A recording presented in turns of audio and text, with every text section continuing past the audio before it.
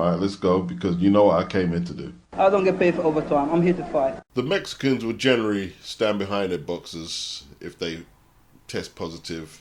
Oscar Valdez, Eric Morales, Canelo. And, you know, they'll do a lot of PR to minimize the negative surrounding the positive test. And it is what it is, yeah? Outrage from boxing fans is normally aimed at boxers they dislike. And they want to put asterisks alongside their names. I don't believe a lot of you are really outraged that Conor Benn could have hurt an opponent. I mean, he didn't even get in the ring and fight Eubank and then test positive. Then you can say, oh, he could have done some damage. Let's say he really put a beating on Eubank and then test positive, like Zolane Tete did on that Frank Warren card against Jason Cunningham. I don't see the outrage from you guys. I mean, Cunningham's career is in disarray. He was thinking about retiring because he took such a bad beating from a dirty athlete. Andy Clark said he needs to see more than the WBC clearing Conor Benn.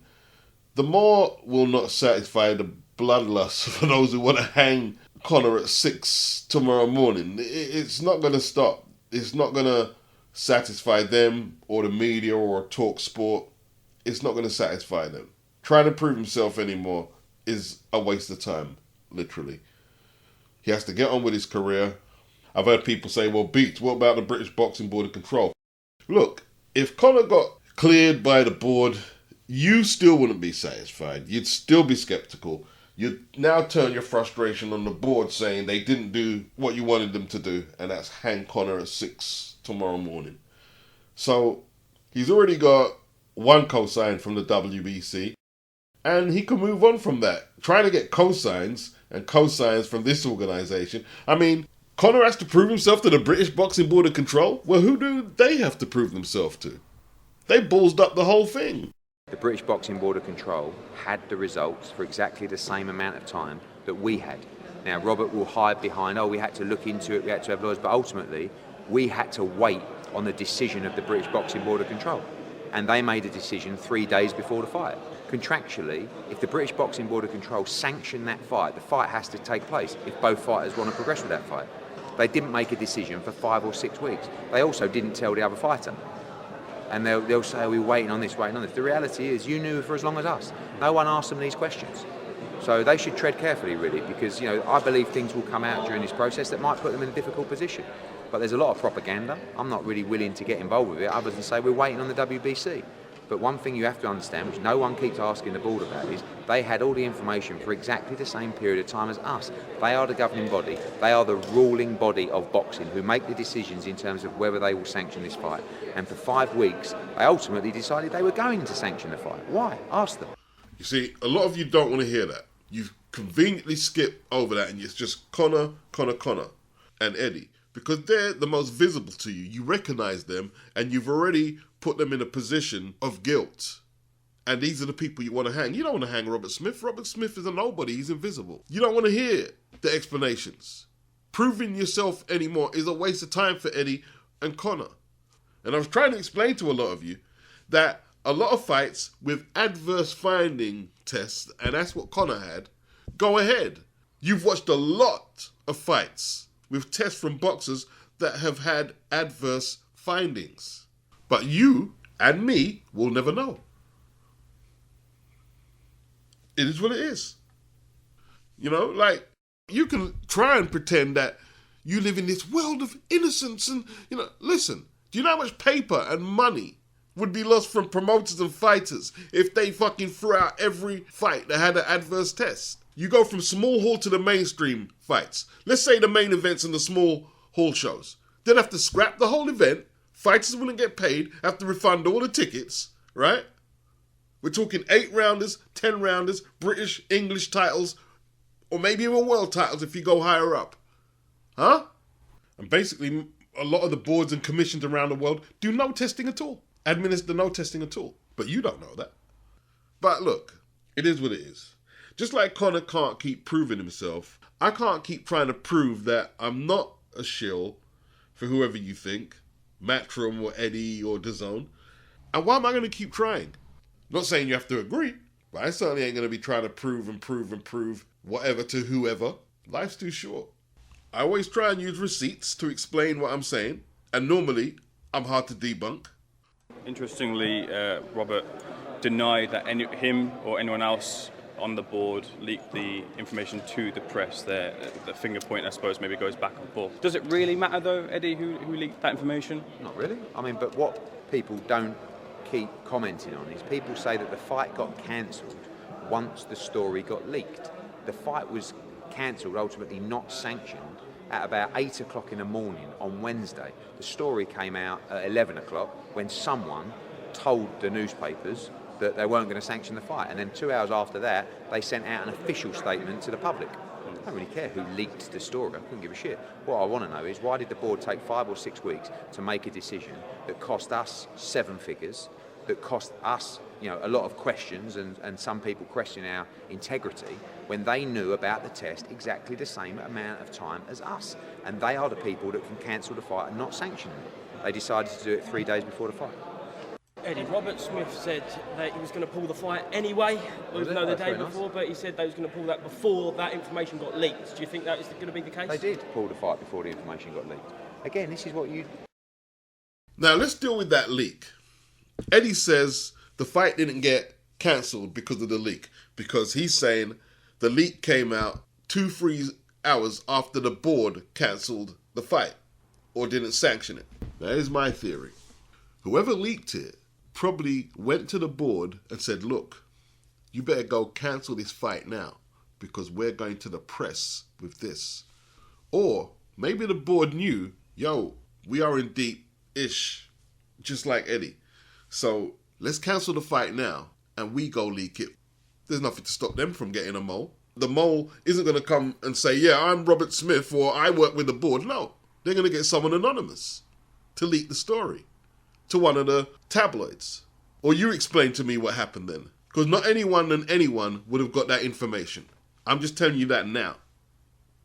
Well, you think Frank Smith went there and did that? Or Conor Benn's dad? It definitely weren't Eubank's dad. He wasn't in the country when this was going on. He had nothing to do with the fight. Which leaves me with 2 possible theories.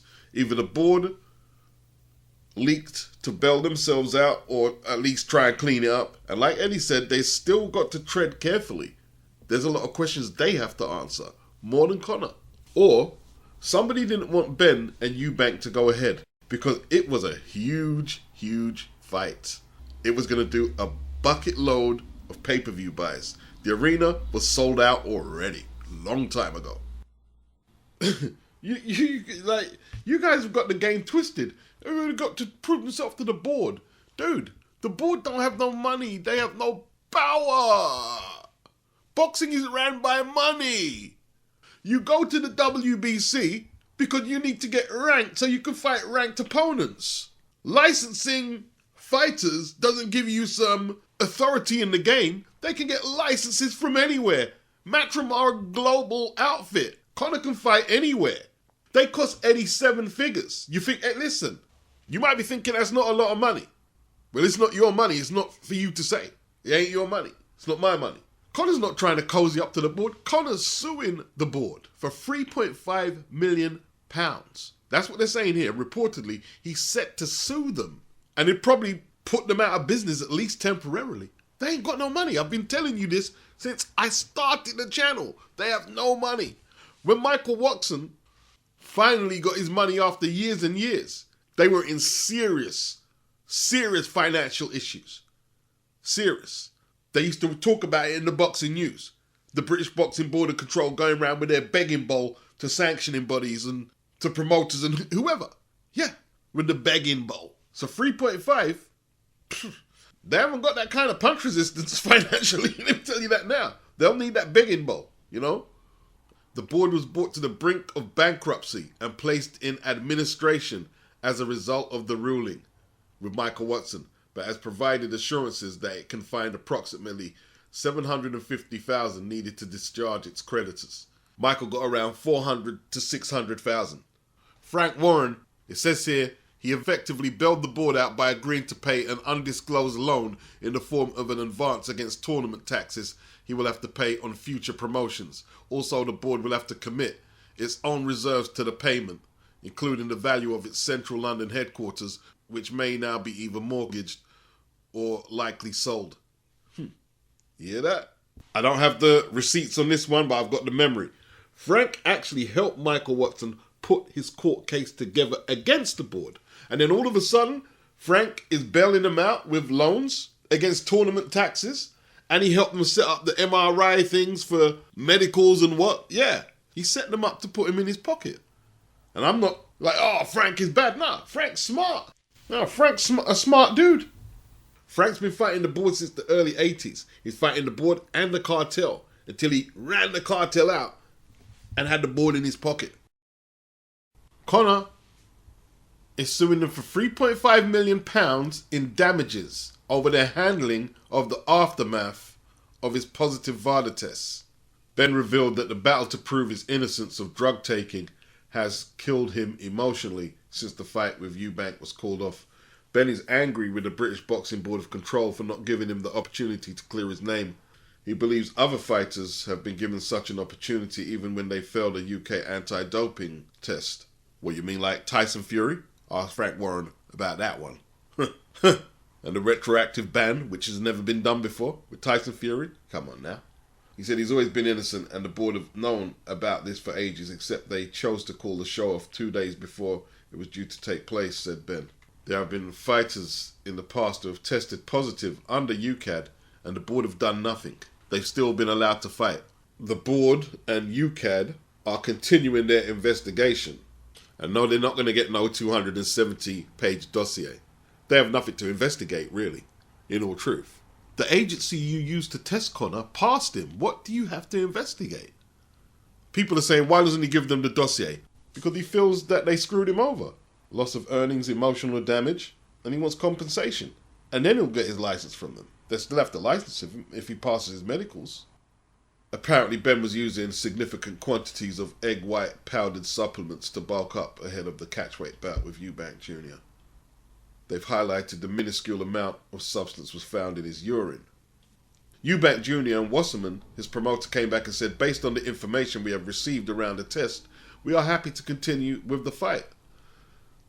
Hearn cited the example of Dillian Whyte, who was able to fight Mariusz Wach of Poland in 2019 after a doping charge was dropped on the eve of their heavyweight bout. He had a hearing before his fight and UCAD cleared him to fight. Conor Benn never had a chance to have a hearing before the fight. The British Boxing Board of Control just sat on it and leaked it to the press and went from there. Now, they're denying the leak, and I can't say if they did or not. I already gave you a couple of theories on that, possibilities. The board, of course, were not available for comment.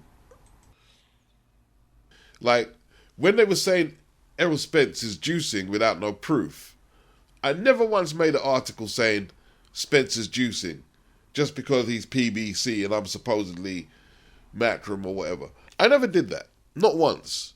But when I saw him trying to take down Nigel Benn with Stan Johnson as his receipt, I was incensed. Yeah, I was. And I've lost all respect for him now. And I'm still not going to put him out there as a drug cheat. I'm still not going to post up pictures of his nipple looking all crazy. I'm not going to do that. But everybody protects their own in boxing. They do.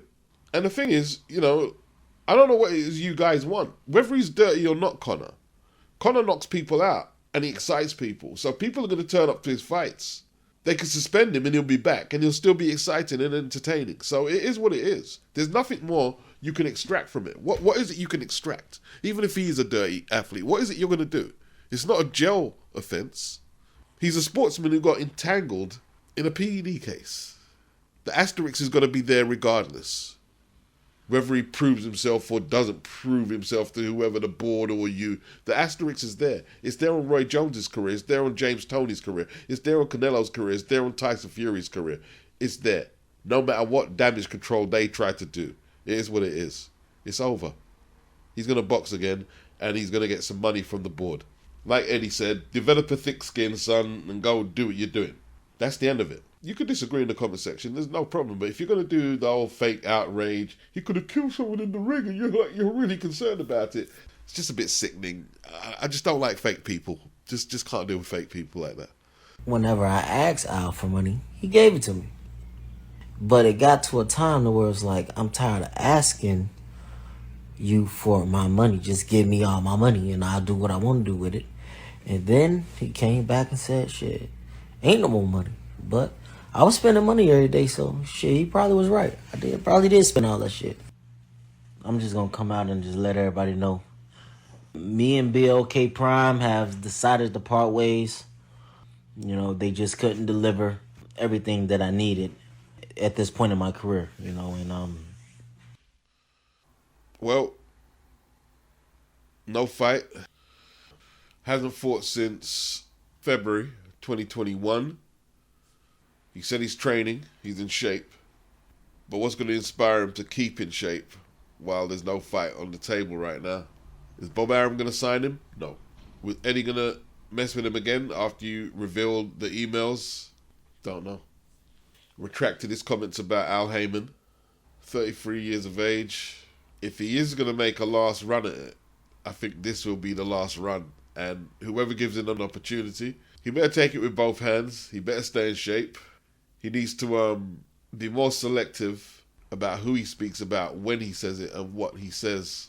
He's a grown man. You've got to learn how to control your emotions. Like, you put Al Heyman out there and powerful people, you can get blackballed, you know? Like, he's put Jay-Z out there, he's put Eddie out there, he's put Al out there. You know, he'll probably start putting BLK Prime out there. He said it was amicable, or they split on good terms. They couldn't deliver what he needed. What did he mean by that? Is it because they couldn't get a fourth opponent, 3 opponents pulled out? I always said that Eddie dodged a bullet when AB revealed the emails and was saying Al was paying him more than the numbers Eddie was putting up. I always said Eddie dodged a bullet. And BLK Prime right now, probably thinking, whew, we dodged one. This guy's a loose cannon. You notice Terence Crawford didn't have no issues getting his money and his fight with BLK Prime. That's because Terence isn't constantly running his mouth and being inconsistent. Probably have to grovel back to Al right now, who really wants him. Al probably needs him as much as AB needs him right now. Everyone is running out of Al's stable, so they might be able to come to some agreement.